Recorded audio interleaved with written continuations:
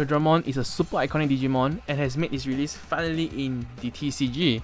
Today I'll be presenting to you the Imperialdramon deck list that is the blue base variant. We start off by introducing why blue base is the better choice. For blue base, Imperialdramon has a higher aggression as compared to the green one because of their higher jamming counts. Not forgetting that very crucial Hammer Spark, which allows you to play out of the memory control game your opponent might be doing in the game.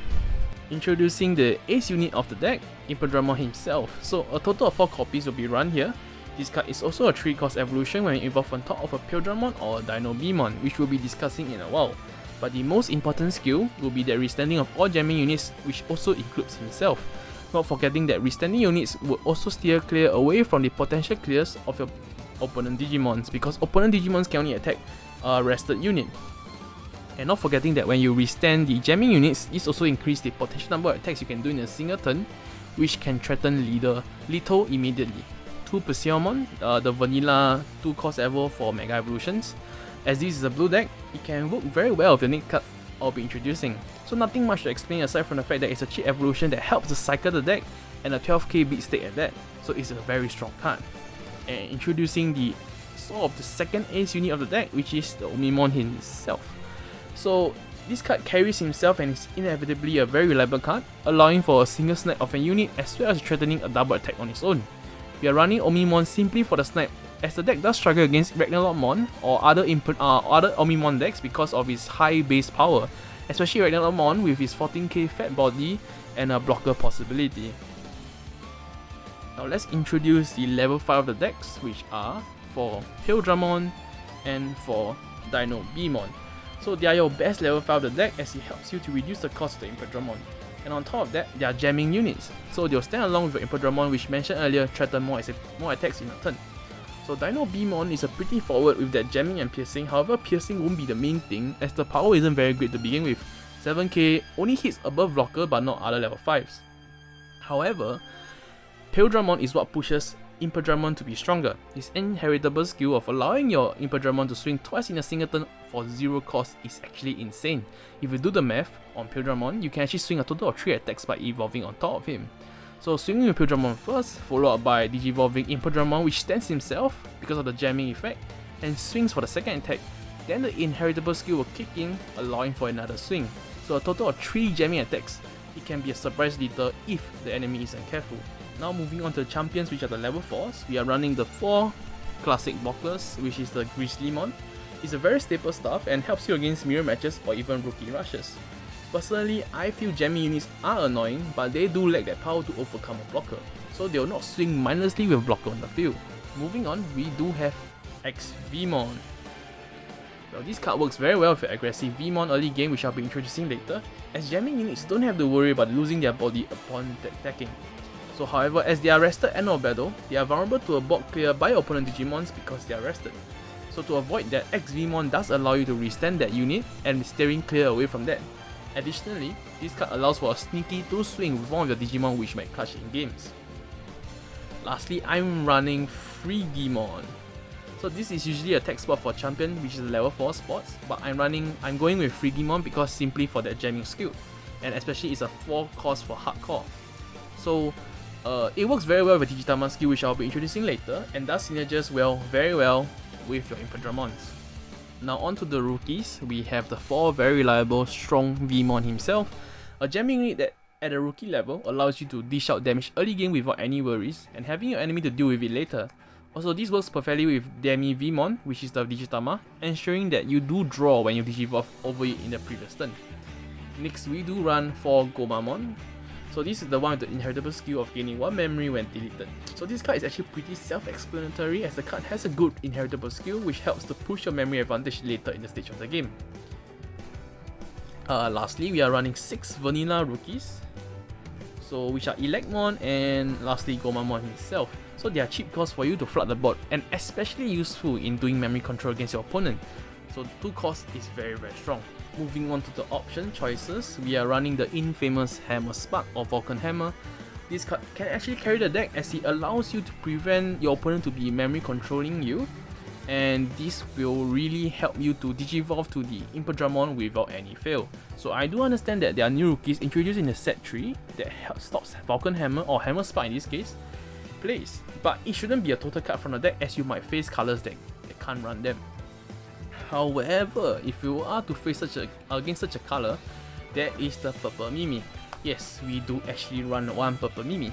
So this card allows your Hammer Spark to still gain that 1 memory as it's a Tamer effect rather than option 1. Though one can argue that having 4 options to run with Mimi can be a waste because there's only 4 options in the deck, but it can work against your opponent when they cast their Drum Sword or Terra Force, making it a 1 memory cost heavier. And we do run the last 3 Tamers, which is introduced in the new set. So this actually searches the top 3 of your deck for green to add a green and a blue Digimon to hand. So in this case, Digimon can be an extra unit that you can add to your hand. To summarize the whole deck list up, we do run the 4 Demi-Vmon and the 1 Upamon. So Demi-Vmon does give an inheritable skill that allows your jamming units to draw upon attacking. Upamon does almost the same thing but with a different condition, which is your opponent must have a Digimon with no Digisources.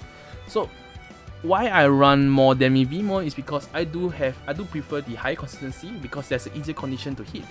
Having cards that do not rely on your opponent's fields does encourage a higher consistency and is almost guaranteed to almost draw 1 every attack. Producing cards that you possibly can play in your deck. So let's start off the rookie first. We do have Gabumon and Vidramon from set 2. These 2 cards are very strong blue cards on their own, but I don't prefer them because I do prefer my level 2 rookies. Level 2 rookies does do a lot of job, especially during the gameplay, but Gabumon can be considered because of the hard cards draw 1. You never know what you're gonna draw. Now let's talk about the champions, which are the level 4s. We do have Gorillamon, the security monster, as well as the Ikagumon from set 2. So there are 3 very different cards and I'd like to talk about them. So firstly, the Gorillamon is a 1 cost evo. This 1 cost evo does help you ramp up to the evolution of your Imperialdramon, which can be very strong. But I do prefer the Frigimon because it has a jamming and it does do a lot in the early game. Gorillamon you don't really actually push the Gorillamon early game because you do fear it getting destroyed through the security check. Next, we do talk about the security monster. So why the security monsters is any good? Well, it basically relies on your opponent to hit you and then getting the luck sack off of calling it from the security to have a level 4 body from the start, which might actually throw some opponent off. But honestly speaking, in this game, or rather in this meta, to be honest, opponent won't actually push you any damage early game except purple. So you do struggle against decks like Digimon and the very infamous red deck which is coming up, which is the Omimon variants. And next we do talk about Ikagumon. Ikagumon is actually a very strong interesting card because it does upon attack you can actually disrupt discard one of your opponent's top card of the Digisource. So against Ragnarokmon you can actually discard their blocker if they do put the blocker last.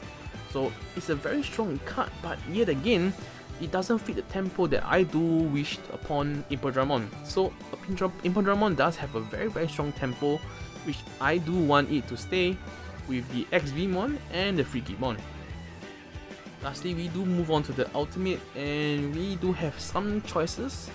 Zudomon, which is the first SR from set 1, which is the on hardcore called draw 2. Well, that card can be good, but it can't replace the requirement of Imperialdramon and Dino-Beamon because they do allow your Imperialdramon to be a cheaper cost. And we can talk about the cheap evolutions, which there are 2 now, which are 2 costs to evo. Same thing, it can be cheap on the level 5 evolution, but because of Imperialdramon effect, it does require you, or rather have a lot of incentive to actually play the Imperialdramon and Dino-Beamon, and let's not forget about the Imperialdramon triple attack possibility. Now moving on to the Mega evolutions, we do have the other Imperialdramon, which is a secret one. I actually do have a playset of them, but I'm not running any one of them because it just doesn't synergize well, and especially because we are running Omimon, which is a very strong counter against Ragnarokmon. So summarizing this whole thing, we talk about Kokaido's Breath.